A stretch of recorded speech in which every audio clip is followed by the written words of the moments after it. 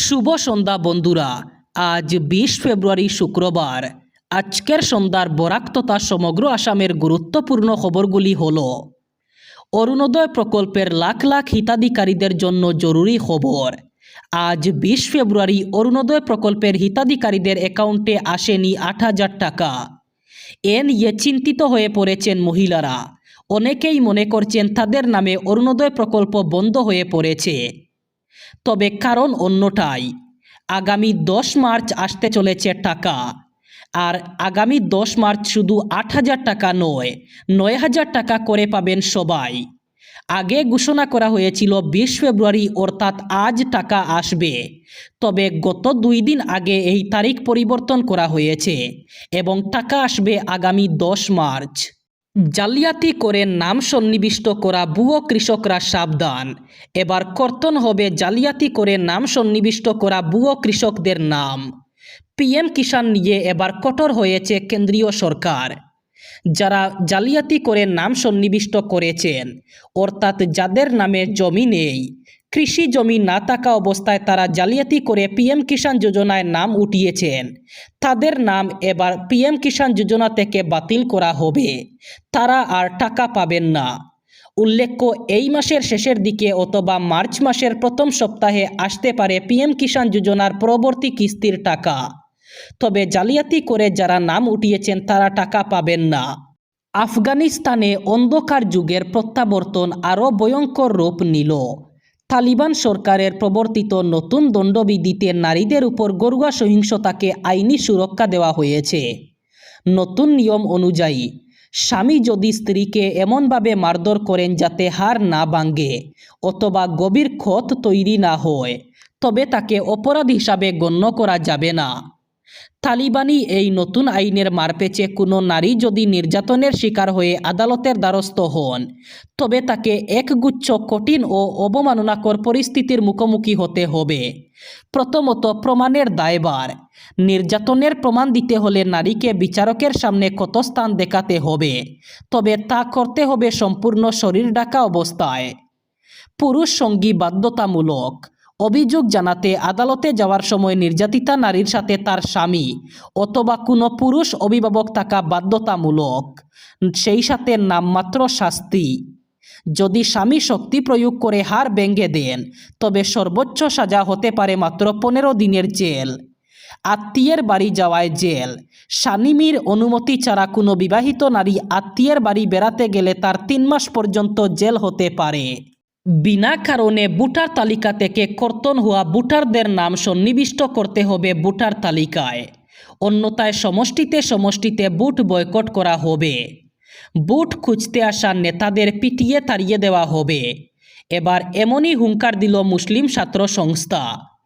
তাদের দাবি, বিনা কারণে যাদের নাম ভোটার তালিকা থেকে নাম কর্তন করা হয়েছে তাদের অবিলম্বে ভোটার তালিকায় সন্নিবিষ্ট করতে হবে। অন্যথায় যে এলাকায় নাম কর্তন করা হয়েছে ওই এলাকায় তারা ভোট বয়কট করবেন। যদি ভোট খুঁজতে কোনো নেতা ওই এলাকায় আসেন, তাহলে ওদেরকে পিটিয়ে তাড়িয়ে দেওয়া হবে। এমনই হুঙ্কার দিল মুসলিম ছাত্র সংস্থা। রাজ্যে বিধানসভা নির্বাচনের প্রচারে হাওয়া তুলতে আবারও অসম সফরে আসছেন প্রধানমন্ত্রী নরেন্দ্র মোদী। এবার বরাক সফরও করবেন তিনি। আগামী 14 মার্চ বরাক উপত্যকায় আসবেন প্রধানমন্ত্রী নরেন্দ্র মোদী। বেশ কয়েকটি নতুন প্রকল্পের শুভারম্ভ করবেন প্রধানমন্ত্রী। এদিকে 2 দিনের ভ্রমণসূচি নিয়ে অসমে বর্তমানে উপস্থিত রয়েছেন কেন্দ্রীয় গৃহমন্ত্রী অমিত শাহ। কাছাড়ের অসম বাংলাদেশ সীমান্তের নাতানপুর সীমান্ত চৌকি পরিদর্শন করেন অমিত শাহ। নাতানপুর সকাল 11টা বেজে ভাইব্রেন্ট ভিলেজ কর্মসূচিতে অংশগ্রহণ করেন। শনিবার কচুতলিতে যাবেন কেন্দ্রীয় গৃহমন্ত্রী। অসম পুলিশের 10ম ব্যাটালিয়ন মুখ্য কার্যালয়ের আধারশিলা স্থাপন করবেন তিনি। দলের সৈনিকরা ঐক্যবদ্ধ হয়েছেন। আসন্ন বিধানসভার ভোটে জোরের আভাস প্রিয়াঙ্কা গান্ধীর। বরাবর ভোটের আগে প্রত্যেক রাজ্যে কিছু নেতা দলবদল করে থাকেন। এটা কোনো নতুনত্ব নয়। দলের নেতারা ঐক্যবদ্ধ হয়েছেন, এতে জয় নিয়ে কোনো সংশয় নেই। ভূপেন বরার দলত্যাগ ইস্যুতেও বড় মন্তব্য করলেন প্রিয়াঙ্কা গান্ধী। অসমের নির্বাচনী লড়াই যুদ্ধের মতোই হবে, লড়বেন ঐক্যবদ্ধ সৈনিকরা। পুরো দল সংঘবদ্ধ হয়েছে। জয় নিয়ে শতভাগ আশাবাদী কংগ্রেসের নির্বাচনী ইনচার্জ প্রিয়াঙ্কা গান্ধী। এবার লড়াই হারে হারে টের পাবে ক্ষমতাসীনরা, হুঙ্কার প্রিয়াঙ্কা গান্ধীর। এবার অসমের ক্ষমতায় কংগ্রেস আসছেই। সংবাদ মাধ্যমে এমনটাই দাবি প্রিয়াঙ্কার। 1-2 জনের দল ত্যাগ করা তেমন কোনো গুরুত্বপূর্ণ বিষয় নয়। বিধানসভা ভোটে জয়ের চূড়ান্ত রণকৌশল ঠিক করেছেন দলের সৈনিকরা। ঐক্যবদ্ধ লড়াইয়ে আসবে কাঙ্ক্ষিত জয়। নরেন্দ্র মোদী সরকারের নাগরিকত্ব সংশোধনী আইন অথবা কা 2019-এর বৈধতাকে চ্যালেঞ্জ করে দায়ের করা একাধিক আবেদনের শুনানিতে সম্মত হল সুপ্রিম কোর্ট। সংবাদ সংস্থা এএনআই জানিয়েছে, আবেদনগুলি বিবেচনার পরে বিচার প্রক্রিয়া এগিয়ে নিতে চাইছে শীর্ষ আদালত। সংবাদ সংস্থা পিটিআই জানিয়েছে, আগামী 5 মে থেকে শুরু হবে শুনানি। 2019 সালের ডিসেম্বরে সংসদে নাগরিকত্ব সংশোধনী বিল পাশ হওয়ার পর দেশ জুড়ে বিক্ষোভ শুরু হয়েছিল। সেই বছরের 18 ডিসেম্বর কার বিরুদ্ধে আর্জির প্রথম শুনানি শুরু হয়েছিল শীর্ষ আদালতে। তারপরেও অবশ্য 2020-এর 1 জানুয়ারি বিলটি রাষ্ট্রপতির সম্মতিতে আইনে পরিণত হয়েছিল। কার বিরুদ্ধে সুপ্রিম কোর্টে বিভিন্ন রাজনৈতিক দলের নেতা ও স্বেচ্ছাসেবী সংগঠনগুলি মামলা করেছে।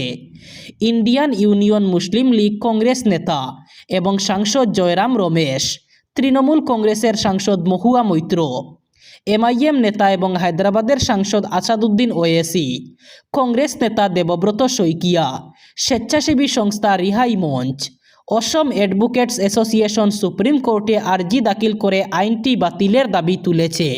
বছরে 2 কোটি চাকরির প্রতিশ্রুতি দিয়ে ক্ষমতায় আসা মোদী সরকারের ব্যর্থতা আবার প্রকাশ্যে এলো। চলতি বছরের প্রথম মাসেই দেশে বেকারত্বের হার বেড়ে হলো 5%। মোদী সরকারের ব্যর্থতার এই খতিয়ান তুলে ধরেছে খোদ কেন্দ্রের রিপোর্ট। দাবি করা হয়েছে 2025 সালের ডিসেম্বর মাসে দেশের বেকারত্বের হার যেখানে ছিল 4.8%, সেটাই জানুয়ারি মাসে আরও বেড়েছে। পরিসংখ্যান ও কর্মসূচি মন্ত্রকের অধীনস্থ জাতীয় পরিসংখ্যান অফিসে প্রকাশিত সমীক্ষাতে দাবি করা হয়েছে, গত 1 মাসে গ্রাম ও শহর 2 ক্ষেত্রেই বেকারত্বের হার বেড়েছে। বিধানসভা নির্বাচনের আগে আরও চাপের মুখে কংগ্রেসের সাথে মিত্রতার জন্য মাত্র 2 দিনের ডেডলাইন বেঁধে দিলেন বিধায়ক অখিল গগৈ। কংগ্রেসের সাথে অখিল গগৈ মিত্রতা করতে হলে কংগ্রেসকে 2 দিনের মধ্যে সিদ্ধান্ত নিতে হবে। 2 দিনের সময় দিলেন বিধায়ক অখিল গগৈ। সেই সাথে তার আরও কয়েকটি দাবি। 15টি আসন লাগবে রাইজোর দলের, অন্যথায় 46টি সমষ্টিতে প্রার্থী দিবেন অখিল গগৈ। এবার শেষ খবর, দেশে জনগণনা শুরু হচ্ছে আগামী বছর, কিন্তু বিধানসভায় দাঁড়িয়ে আবার অশনি সংকেতের কথা বললেন মুখ্যমন্ত্রী। তার দাবি 2027 সালের জনগণনায় সংখ্যালঘুতে পরিণত হবে অসমিয়া জনগণ। একই সঙ্গে সরকারের সংগ্রামের কথা উল্লেখ করে তিনি বলেন, অসমিয়া জাতির সেই গণ দুর্যোগ অন্ধকারময় দিনে প্রদীপ জ্বালিয়ে রাখার চেষ্টা করছে সরকার। ফলে অন্ধকারের মধ্যেও আলোর আশা রয়েছে। আগামী জনগণনায় রাজ্যে অসমিয়া জনগণ সংখ্যালঘুতে পরিণত হওয়ার কথা আগেও বলেছেন মুখ্যমন্ত্রী। অসমিয়া বলতে হিন্দুদের বুঝান তিনি।